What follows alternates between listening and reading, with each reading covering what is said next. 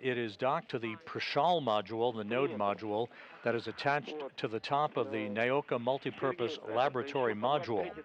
The three crew members have been awake for several hours now. They have activated the Soyuz systems. The Soyuz now on autonomous power, as we're preparing in the next few minutes to see Rubio, Prokopyev, and Petelin say farewell for the final time to their Expedition 69 crewmates and float into their Soyuz to don their Sokol launch and entry suits and begin the procedures that will lead to the undocking of the Soyuz and eventually to its landing on the steppe of Kazakhstan. No, I did not send those commands yet. This mission, a record breaker for Frank Rubio, as we mentioned a moment ago, will have spanned 371 days, 5,936 orbits of the Earth, a mission that will have spanned 157.4 million miles, roughly the equivalent of 328 round trips to the moon and back. For Sergey Prokopyev, he will have logged 371 days on this mission, of course, and will have totaled 568 days in space on his two flights, placing him 12th on the all-time list for most days in space. For Petelin and Rubio, of course, this being their first flight, they will have logged 371 days in space. During their mission, which began just over a year ago, the crew saw the arrival of 15 visiting vehicles. 14 visiting vehicles departed the International Space Station. Prokopyev conducted 6 spacewalks during this mission. Along with Petelin, they conducted those Russian spacewalks together, all 6 of them. Frank Rubio conducted 3 spacewalks of his own, totaling 21 hours, 24 minutes of spacewalking time. KS7 is illuminated. Which one? KS7. Check the LEDs.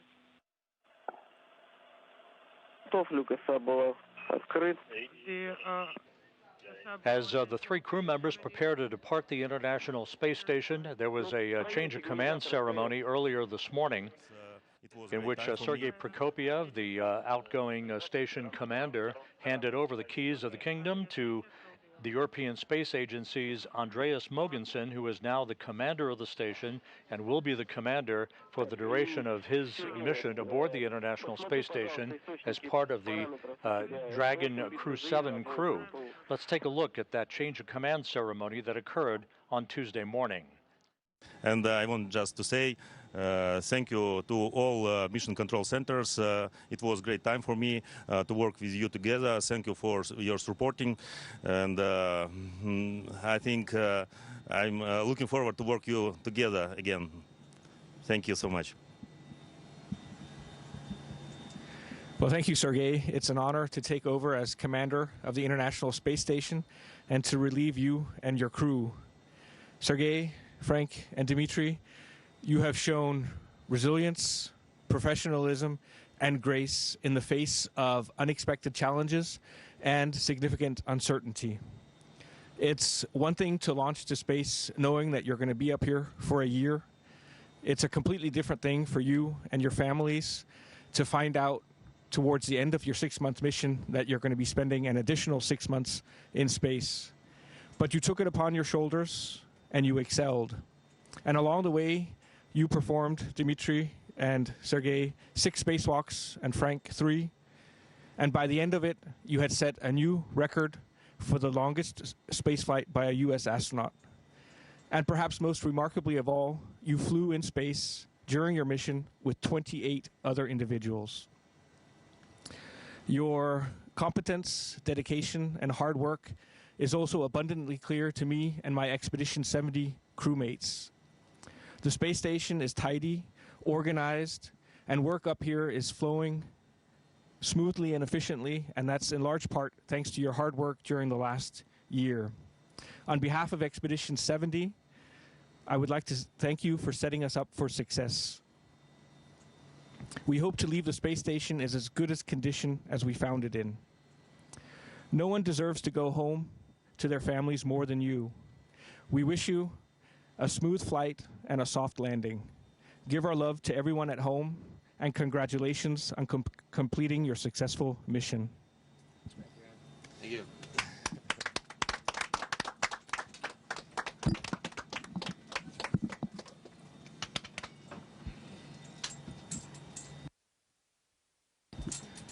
And with that, we'll start Expedition 70.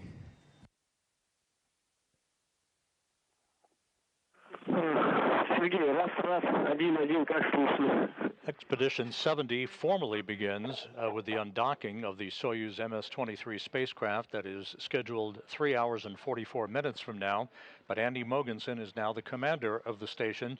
You see in this crew portrait of Expedition 70 from left to right, Roscosmos cosmonaut Nikolai Chub and Konstantin Borisov, Mogensen, Oleg Kononenko, who along with Chub is going to spend a year on the International Space Station, Jasmine Mugbelli, the NASA astronaut who was part of the Crew 7 crew, Satoshi Furukawa of the Japan Aerospace Exploration Agency, and NASA astronaut Laurel O'Hara, who launched just a couple of weeks ago on a Soyuz MS-24 spacecraft to begin her 6-month stint on the International Space Station. 45. Переходные люки должны быть закрыты. Transfer hatches must be closed. Да, принято. Copy 745. Transfer hatch closure. А перед закрытием люка Prior работаем to по странице closure, 25. work page 25. You hear through the interpreter Russian flight controllers at the Russian Mission Control Center talking to Sergey Prokopyev. He is the Soyuz commander. He will be in the center seat of the Soyuz descent module. It's a 3-section spacecraft. The uppermost section that you see at the top of your screen is the instrumentation and propulsion module, where the engines and thrusters are located. The center section where the crew is strapped in is the descent module, and the upper section is the orbital module. Those 3 sections will separate pyrotechnically before the descent module enters the Earth's atmosphere with its heat shield pointed in the direction of travel. Go ahead, Sergey, on space to ground 1. In Kazakhstan, the NASA team, which is embedded with the Russian search and recovery forces comprising Rosaviatsa, that's the civil search and recovery agency that is responsible for the landing operations for Soyuz crews returning from the International Space Station. That team of NASA and Russian landing personnel are about to board helicopters to fly 2 hours from the staging city in Karaganda, Kazakhstan, to an intermediary staging site in the town of Jezkazgan.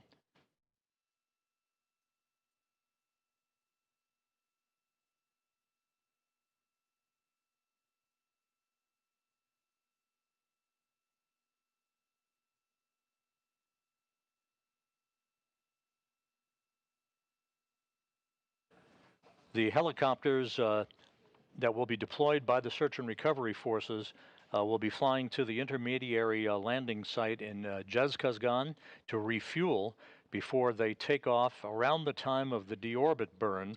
We'll talk about the sequence of events leading up to the landing itself here in a moment.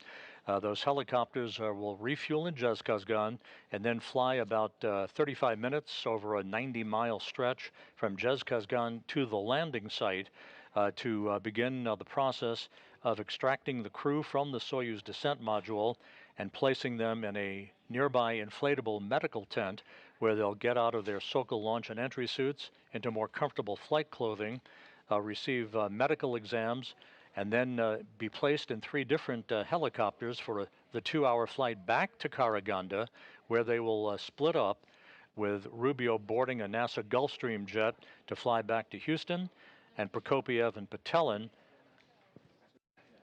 boarding a Gagarin Cosmonaut Training Center aircraft to fly back to their homes in Star City, their training base at the Gagarin Cosmonaut Training Center.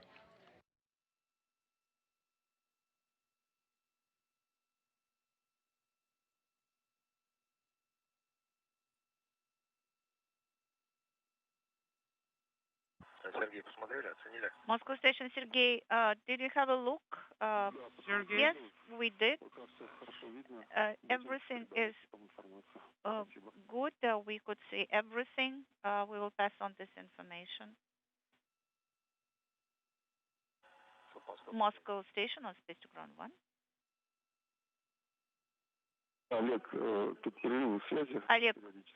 there are LOSs from time to time. Now we're receiving a good video. Thank you for that. So you got it, I hope that I'm not taking any pictures. Yes, we understand. And now this view inside the Prashal module of the International Space Station. You're looking at Russian cosmonaut, I believe that's Konstantin Borisov, who is along with Oleg Kononenko and Nikolai Chub, who will be part of Expedition 70 at the time of undocking that is scheduled just over 3.5 hours from now.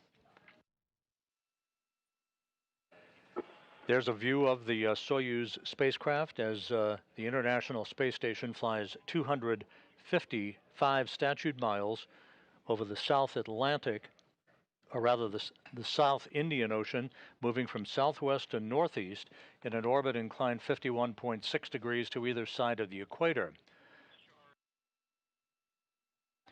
Again, the Soyuz is scheduled to undock at 2:54 and 30 seconds a.m. Central Time, 3:54 and 30 seconds a.m. Eastern Time. Once the hatch to both the station and the Soyuz spacecraft is closed, the Soyuz crew on their side of the docking interface and the International Space Station crew on their side of the docking interface at Prashal, they'll conduct a series of leak checks before that vestibule, the small passageway between the Soyuz and the International Space Station is depressurized to vacuum. That will set the stage for hooks to be open and springs on both sides of the docking interface to push off against one another for physical separation of the Soyuz MS-23 spacecraft. There will be 2 separation burns from Soyuz's thrusters to initiate an opening rate away from the space station, placing it later into a safe distance away from the complex for the deorbit burn that is scheduled just after 5:24 a.m. Central Time, 6:24 a.m. Eastern Time. That will be a 4-minute, 39-second retrograde braking maneuver to slow the Soyuz down by 128 meters per second, enabling it to drop out of orbit to begin its descent back into the Earth's atmosphere. Some 27 minutes after the deorbit burn, the pyros will initiate a separation of the 3 sections of the Soyuz. The orbital module and the instrumentation and propulsion module will separate from the descent module, which is where the crew will be seated. The direction of travel will place the heat shield of the Soyuz into the direction of travel to ablate or repel the heat that will build up around the Soyuz as it enters the Earth's atmosphere. That heat builds up to about 2,500 degrees Fahrenheit before leaving the harshest regime of the entry portion of the descent back to Earth. Some 15 minutes before touchdown, the command will be issued to open up the parachutes on the Soyuz spacecraft at an altitude of about 6.7 miles or 10.8 kilometers, and about 14.5 to 15 minutes later, touchdown will occur. The soft landing thrusters on the Soyuz will fire about a second or two before touchdown, and Rubio, Prokopyev, and Petelin will be back on Earth for the first time in 371 days.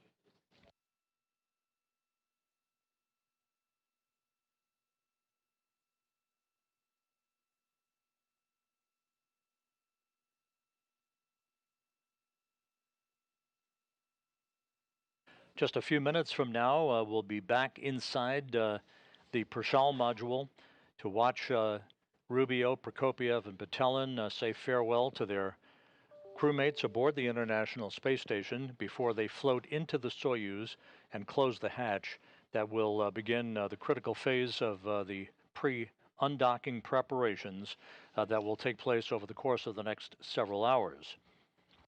Once they close the hatch to the Soyuz, and the hatch is closed on the station side of the docking interface, the crew will begin to don their Sokol launch and entry suits and will make their way into the descent module to strap themselves into their respective seats in the Soyuz. This is the configuration that they'll be in if you look head on to where the crew will be seated. Prokopyev, as the Soyuz commander, will be in the center seat, flanked to his left by Dmitry Petelin, who will be board engineer number 1, and to his right by Frank Rubio, who is board engineer number 2.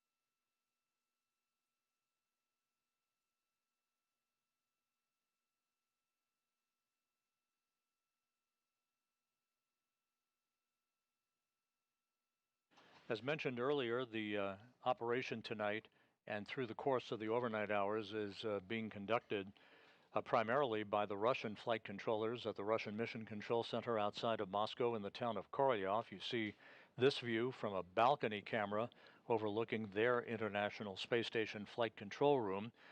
They will be talking directly to the Soyuz crew throughout the course of the undocking, the orbit burn, and the entry phase.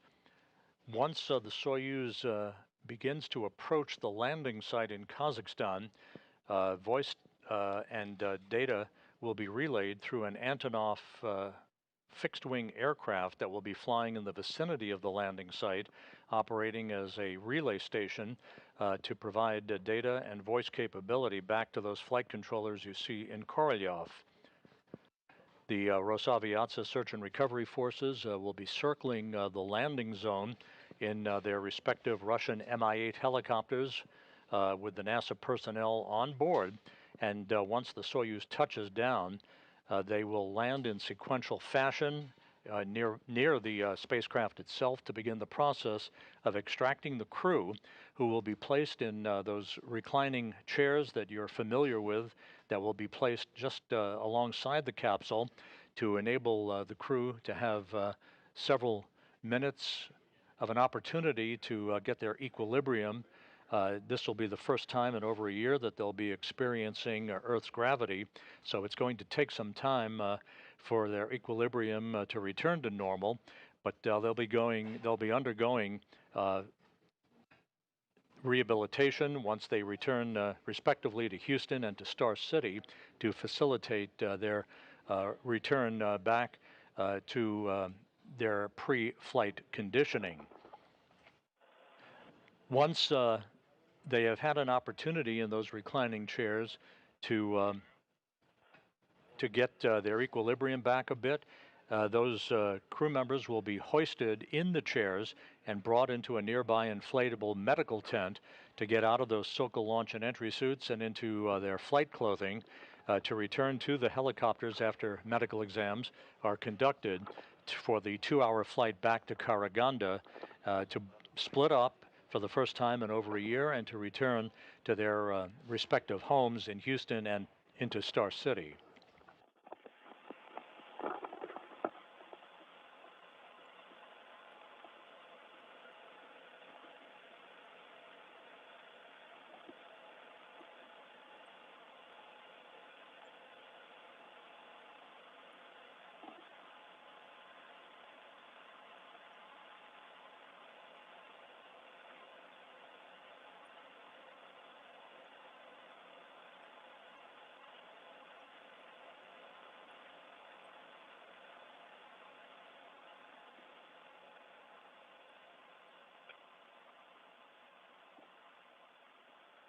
A good view of the Soyuz MS-23 spacecraft docked to the Prishal module, which is the node module, a multi-hatched docking port for multiple vehicles at the Russian segment of the station. And now we're back inside Prishal at the hatchway to the Soyuz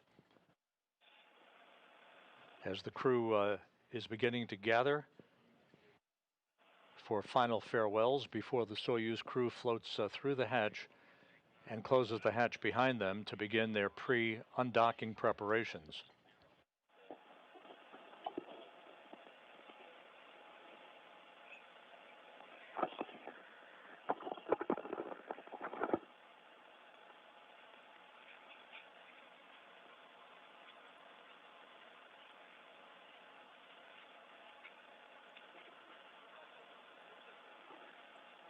У вас выходы будут, понадобятся.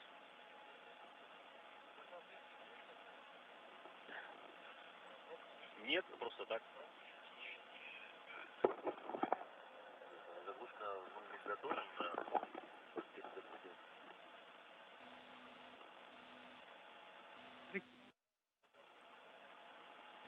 The cap is ready. We'll use it before hatch closure.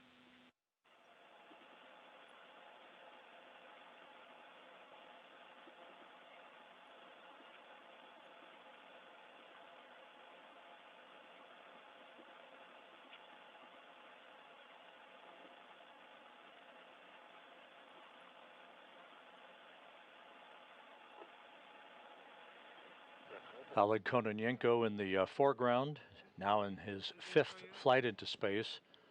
When he returns a year from now, along with Nikolai Chub, Kononenko will have accrued more than 1,000 days in space. He'll be at the top of the list for the most days in space by a human. The International Space Station currently flying over the Indian Ocean, about to cross into Southeast Asia, flying over Jakarta, Indonesia.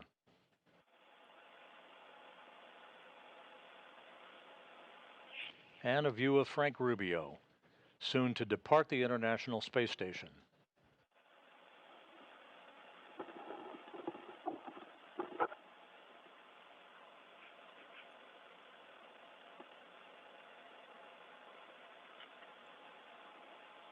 Rubio, Prokopyev, and Petelin originally were scheduled to spend just 6 months on the station, but a coolant leak developed in their original Soyuz that brought them to the station, the Soyuz MS-23, back on December 14th last year, and a replacement Soyuz was launched unpiloted and automatically docked to the station. That's the Soyuz MS-23 that they'll be returning home in a short time from now.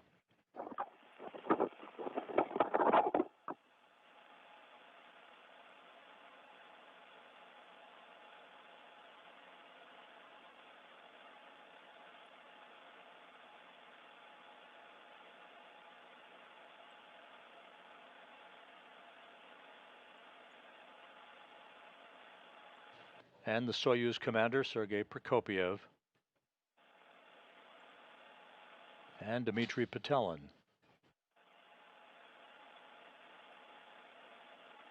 NASA's Laurel O'Hara in the field of view. A few final pictures being taken.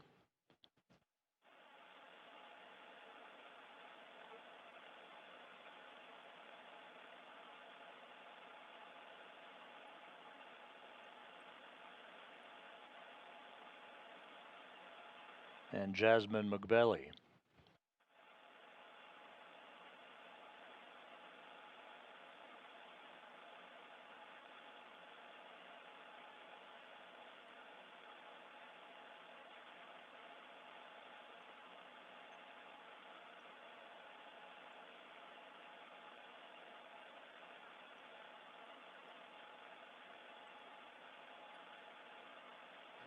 Nikolai Chub now in the field of view.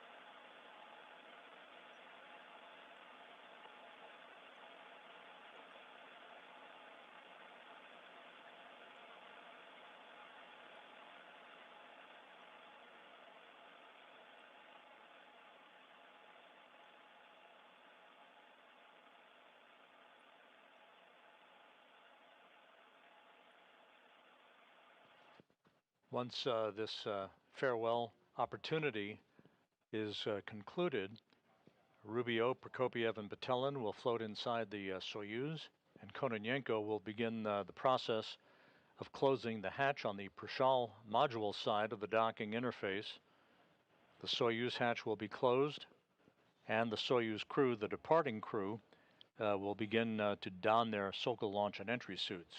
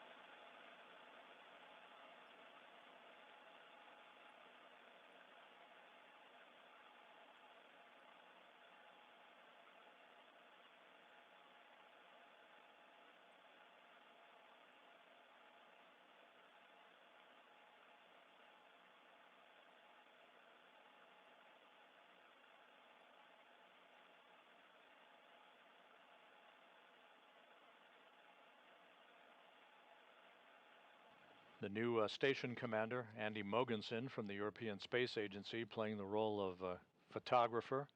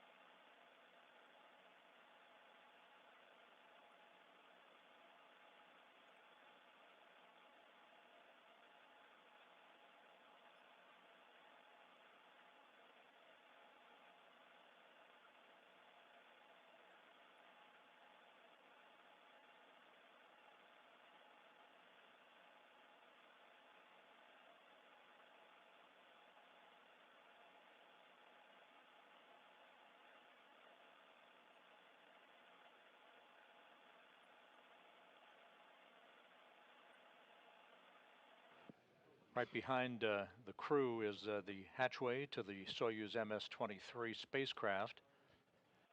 Sergey Prokopyev, the commander, on the left side of your screen. He will be entering undocking settings and deorbit settings for some of the data that will be placed in the Soyuz computers. All of the actions by the Soyuz will be automatically triggered by those computer commands, including the deorbit burn and the separation of the modules, and ultimately the deployment of the parachutes about 15 minutes before touchdown on the steppe of Kazakhstan.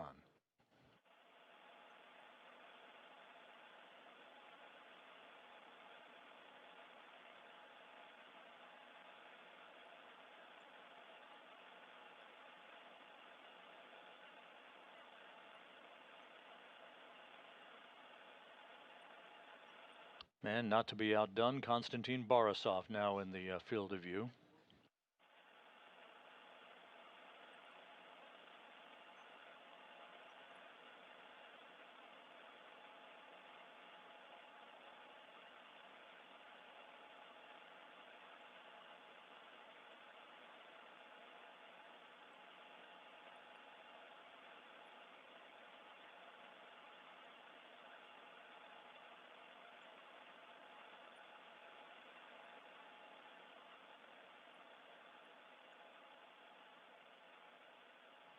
And with the photo fest now having been completed, final handshakes between the crew members, and we'll be seeing Prokopyev, Petelin, and Rubio enter the Soyuz vehicle momentarily.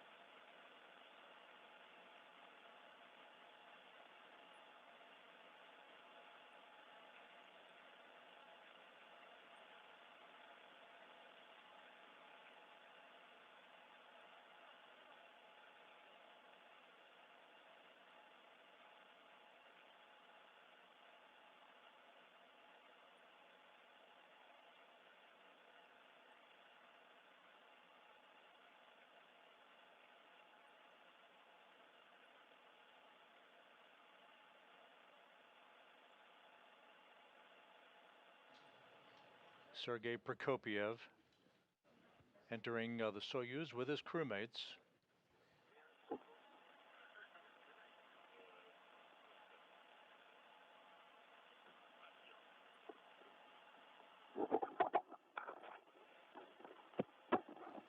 They are entering into the upper section of the Soyuz called the orbital module, which is basically designed to provide the crew members a bit of space We are ready to close before they move into the center section, which is the descent module of the spacecraft. You will go. You can We are start ready closing for the hatches. hatch closure. Copy. It's a go. Сергей, подтверди, что вы Sергey, выполнили пункт 3.2 по please 25 confirm странице that you are подготовка к done закрытию with the крышек step АБСУ и БОСУ. 3.2 on page 25, which is preparation. Russian flight controllers have given the crew members on board the station the green light to close the transfer hatch, that is the station hatch, on that side of the docking interface. The Prashal module is the node module that is mated to the very top of the Naoka multipurpose laboratory module on the Earth-facing side of the Russian segment of the station. The station hatch will be closed first, followed by the Soyuz hatch, and that will initiate the start of leak checks over the course of an orbit or so to make sure that we have an airtight seal between the two docking interfaces before the depressurization of the passageway is conducted.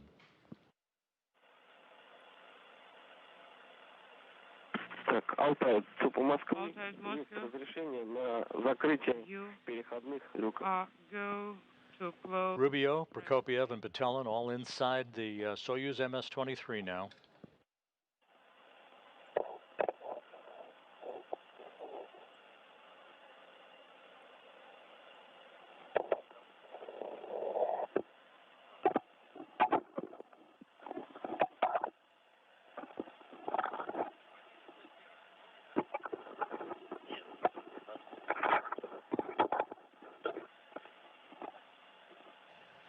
The Soyuz scheduled to undock 3 hours and 15 minutes from now. Undocking scheduled at 2:54 and 30 seconds a.m. Central Time, 3:54 and 30 seconds a.m. Eastern Time. There will be an undocking command to begin the process of opening the hooks holding the Soyuz to the Prashal module docking port. That takes about 90 seconds to complete before the springs push off on both sides of the docking interface to initiate the physical separation of the vehicle. At the time of undocking, Expedition 69 will come to an end. Expedition 70 formally begins. And there goes the hatch on the Prashal module side of the docking interface. Ignat, S4 and S6 are no longer illuminated. Copy. Сергей, но у нас есть разрешение. And the hatch closed on the Prashal module at 11:38 p.m. Central Time, 12:38 a.m. Eastern Time.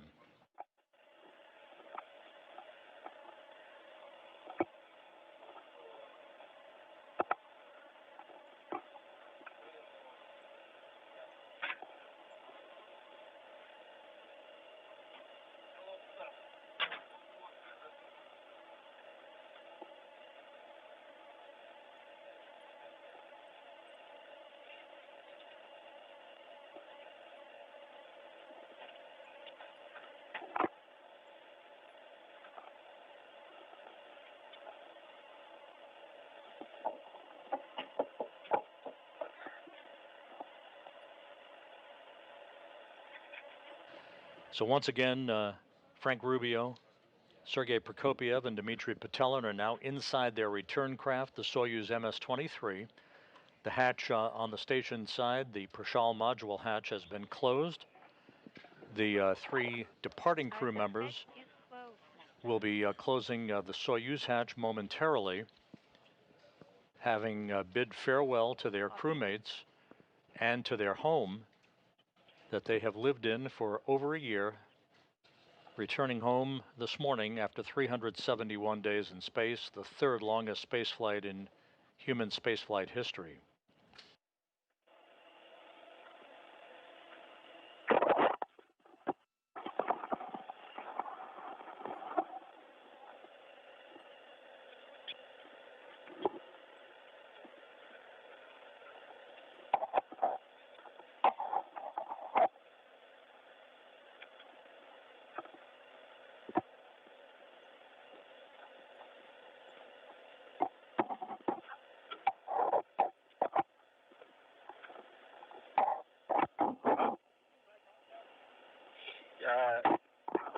Yeah, it's in the space tube.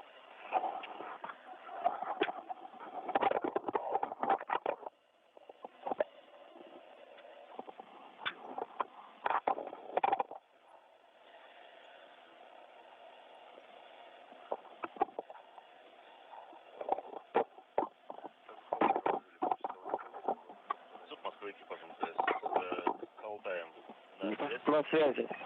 The Soyuz systems were activated a couple of hours ago. The Soyuz on autonomous power, no longer on station power that it has Copy. been on for the past 371 days.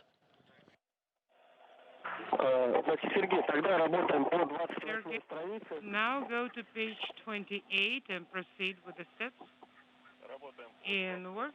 And we now have confirmation that the Soyuz hatch is closed at 11:41 p.m. Continue reporting on the command. Central Time, 12:41 a.m. Eastern Time. So the hatches on both sides of the docking interface are now closed. Leak checks will get underway, and the departing crew, Rubio, Prokopyev, and Petelin, will begin to don their Sokol launch and entry suits.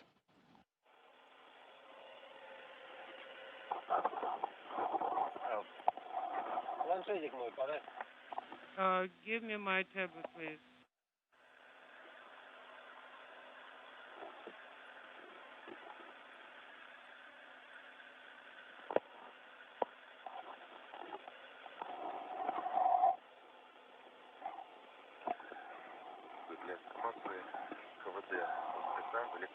Just for your awareness, Moscow, the KVD valve is an electrical control. Copy, KVD or equalization valve of the vehicle is an electrical control. Copy.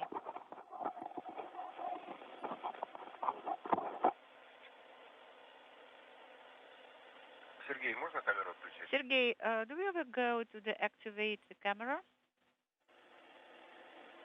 Большое за Thank you so much for your the video stream. You have a go to deactivate the camera. Okay, copy. It's a go to switch off camera.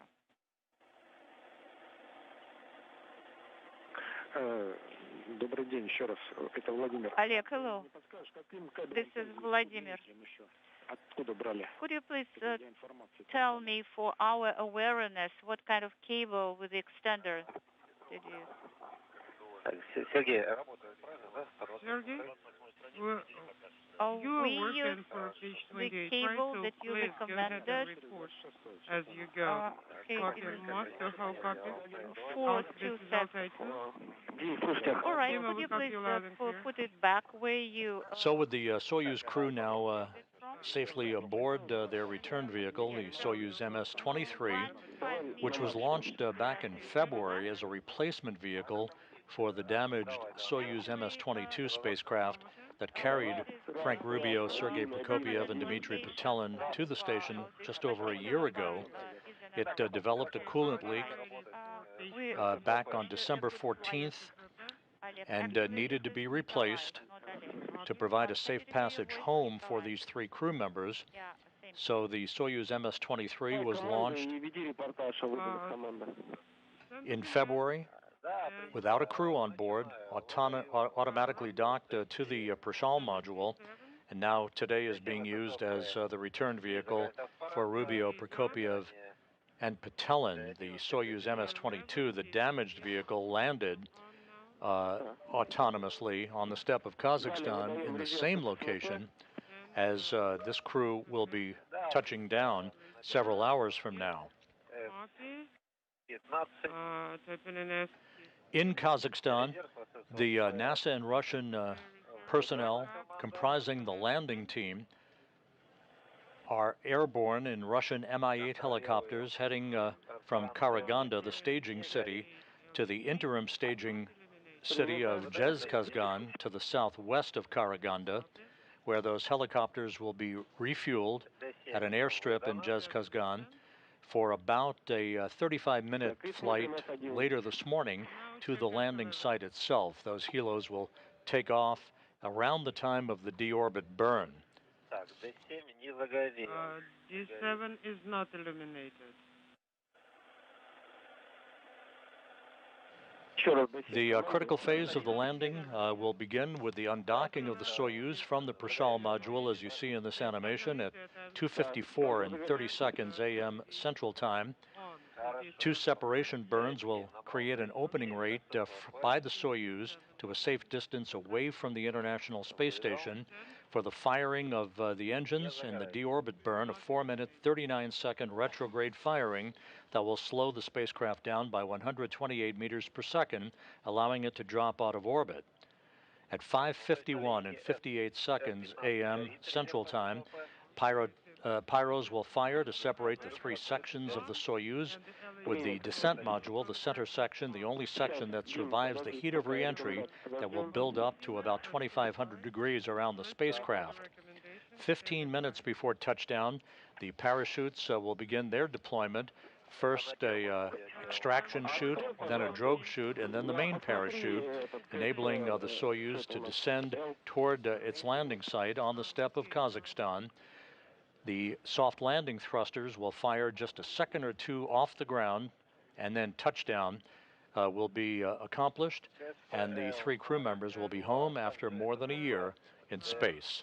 So all of that activity is yet to come throughout the course of the morning. Again, you're looking at a view of the Soyuz MS-23 with Frank Rubio, Sergey Prokopyev, and Dmitry Petelin on board, beginning their pre-undocking preparations. They'll be donning their Sokol launch and entry suits a short time from now and conducting all of the other activities that will lead to the leak checks and the final go from the Russian flight controllers in Korolyov at the Russian Mission Control Center for the undocking of the Soyuz 3 hours, 5 minutes, and 45 seconds from now.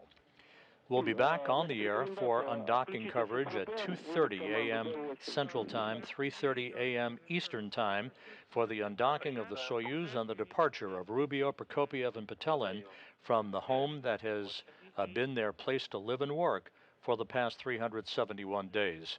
So come back a few hours from now. We'll be back on the air again at 2:30 Central Time, 3:30 a.m. Eastern Time with Soyuz undocking coverage. In the meantime, we'll sign off for now. This is Mission Control Houston.